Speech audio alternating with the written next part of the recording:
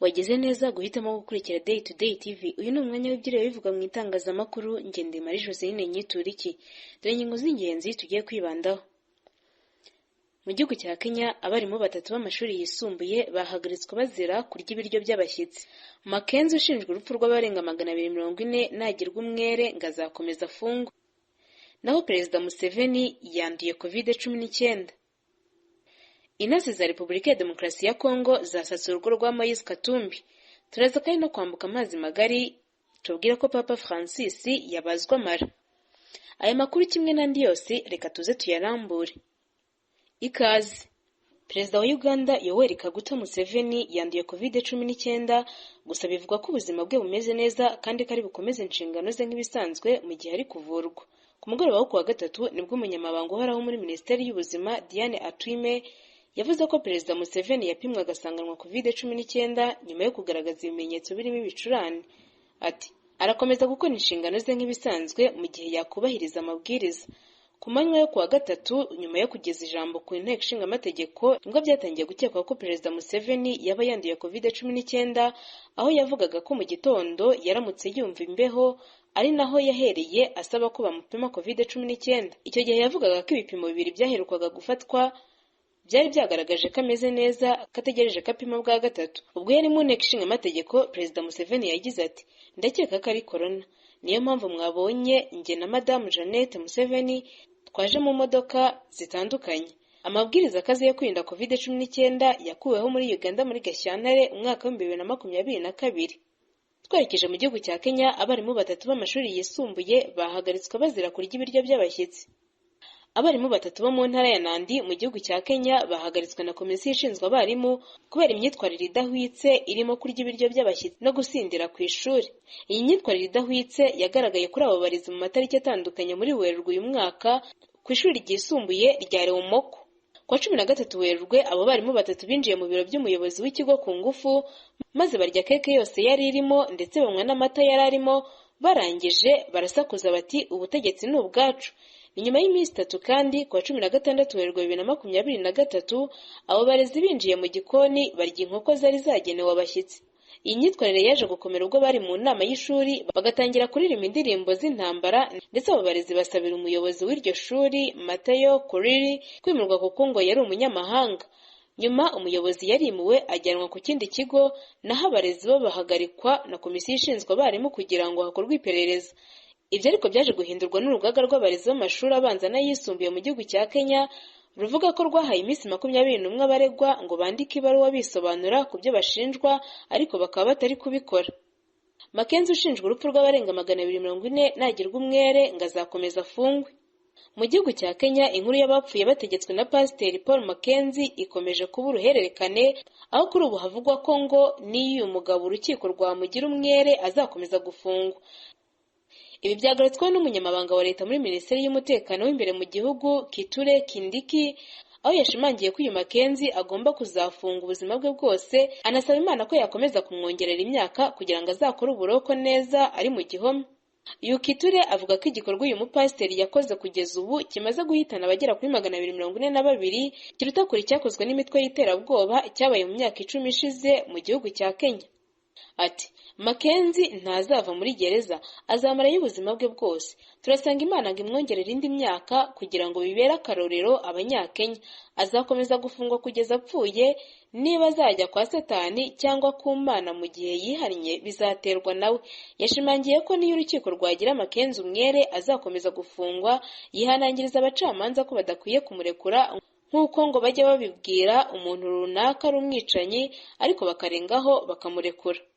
Avuze ibi mu gihe Paul Mackenzie nabo bareganwa baherutse kwijujutira urukiko ko dosiye yabo itarimo kwihutishwa nk'uko bikwiye. Ikindi kandi ngo muri iyi minsi ngo uyu mugabo yatangiye kwiyicisha inzara nyuma y'uko Kithure avuze ko uyu mugabo agomba gufungirwa hatagera izuba.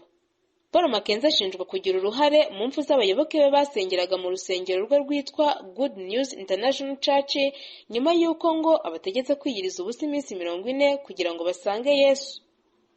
Tuvuye mu gihugu cya Kenya, reka dukomereze no muri Repubulika ya Demokarasi ya Kongo, aho virusi ya monkeypox yuzuye umutwe wa Repubulika ya Demokarasi ya Kongo kuva umwaka wa 2023 watangira, nibura kugera ku wa 28 Gicurasi.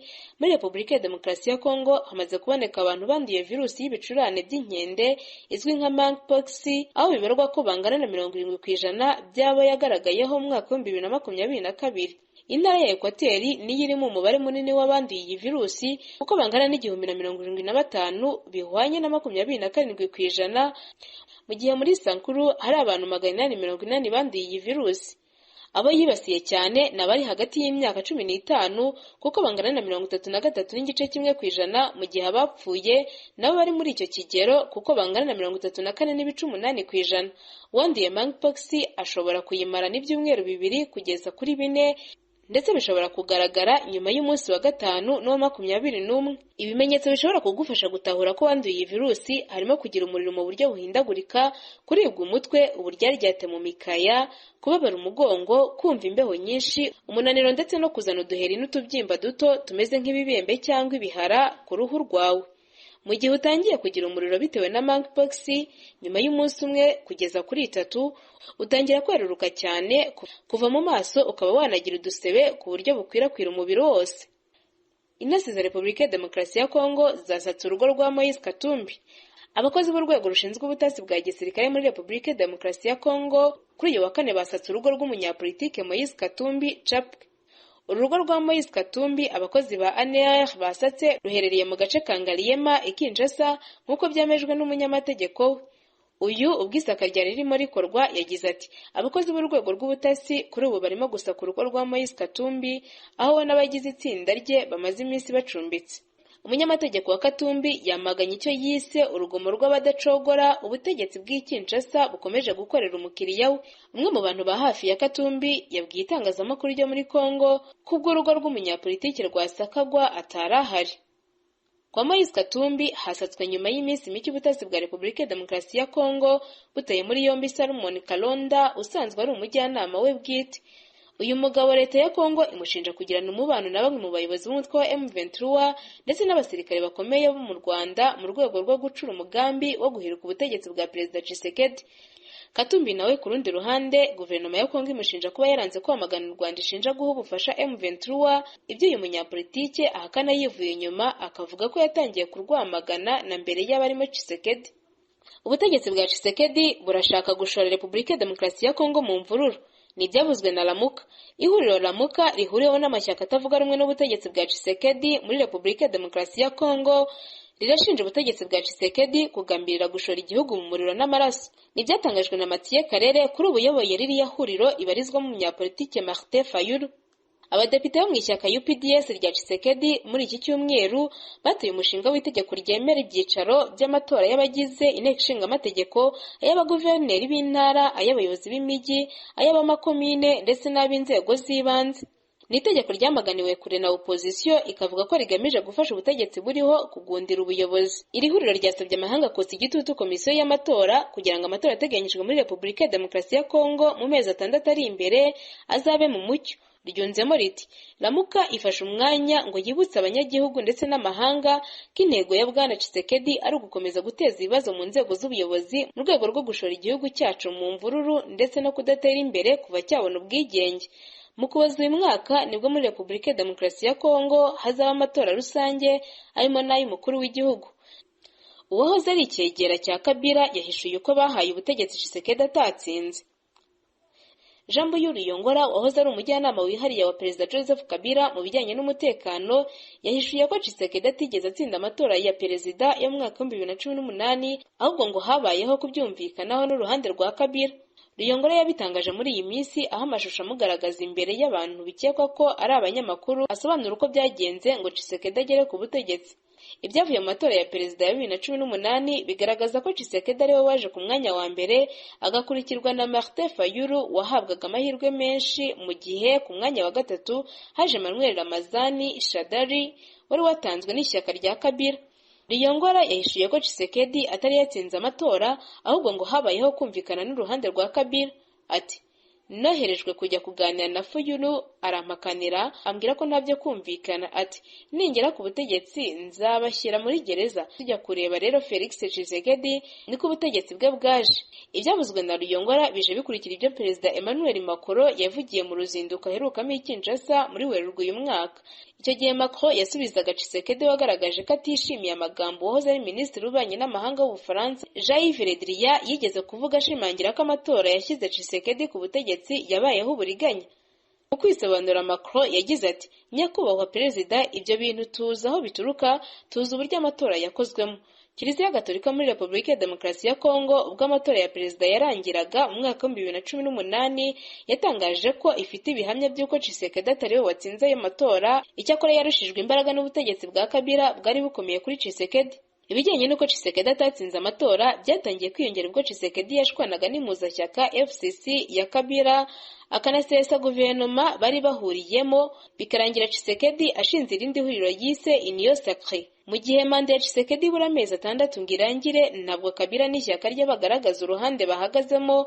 Icyakora mu ntangiriro z'iki cyumweru bavuze ko Kabila amaze iminsi yohereza intumwa mu bihugu bitandukanye agaragaza ko atewe impungenge n'imitegurire y'amatora. Ni mu gihe ku rundi ruhande ubutegetsi bwa Tshisekedi bukomeje kwikiza benshi mu batavuga rumwe nabwo bashinjwa ibyaha bimeze kimwe byo gukorana n'u Rwanda cyangwa umutwe wa M23. Twamutse amazi magari, Papa Francis yabazwa amara. Papa Francis yabazwe mu nda nyuma y'iminsi mike aribwa nk'uko itangazo ryaturutse Vatikani ryabitangaje kuwa gatatu. Iki gikorwa cyo kubaga Papa Francis cyamaze amasaha 3 ndetse ngo nta bibazo byabayemo kuko cyagenze neza. Itangazo ryavuze ko Papa Francis yabazwa atababara kuko yari yatewe ikinya kandi ko nawe nyuma yaho yaje gukanguka akavugana n'abaganga. Nubwo akiri mu bitaro ubwo yari amaze kubagwa, Papa Francis yahise akomeza akazi. Biteganyijwe ko azamara iminsi 10 mu bitaro kugira ngo azakomeze kwitabwaho nk'uko abaganga be babitangaje. Muri Werurwe uyu mwaka nabwo Papa Francis w'imyaka 86 yajyanywe mu bitaro kubera indwara z'ubuhumekero. Papa Francis kandi yari amaze iminsi aribwa mu nda, ari nayo mpamvu yabazwe kugira ngo uburibwe bugabanuke. Mu myaka 2 ishize nabwo yabazwa amara, mbere yaho akiri umusore akaba yarigeze kubagwa agakurwamo igihaha kubera umusonga w'igikatu. Papa kandi amaze igihe arwaye umugongo watumye ajya mu bitaro mu mwaka wa 2019, aho na nyuma yaho byamugizeho ingaruka kuko bituma agenda yitwaje inkoni cyangwa ari mu igare ry'abafite ubumuga. Ndagushimiye ko wari udukurikiye. Amakuru yacu nakagaruka mukomeze